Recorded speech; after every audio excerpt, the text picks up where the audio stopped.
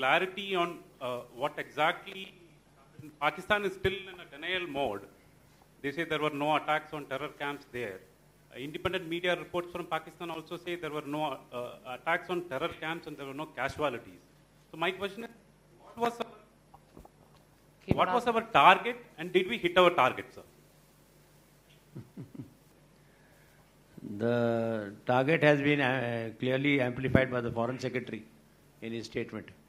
Yes. And of course, if he planned to hit the target, we hit the target.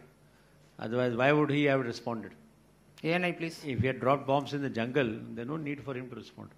सबसे पहले तो प्रधानमंत्री जी ये बताएं कि जो इंटरनेशनल मीडिया है, चाहे वो वॉशिंगटन पोस्ट हो, चाहे वो डेली टेलीग्राफ हो, चाहे वो रॉयटर्स हो, चाहे वो न्यूयॉर्क टाइम्स हो, चाहे वो जेन्स इंफॉर्मेशन जर्नल हो, चाहे गार्डियन हो, सभी ने कहा है कि उनको लगता है, उनकी जानकारी से उनको लगता है कि वहाँ किसी की शायद ही कोई किसी की मृत्यु हुई हो।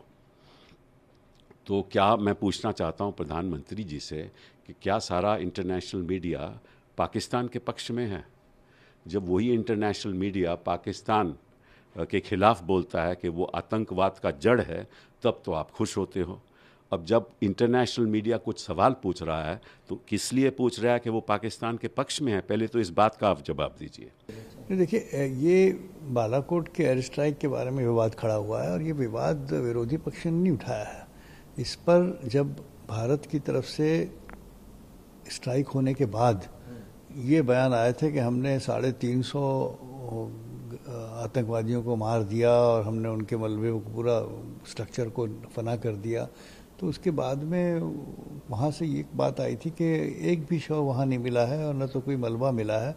तो जाहिर है कि विश्व की नज़र में थोड़ा सा शक की गुंजाइश पैदा हो गई थी।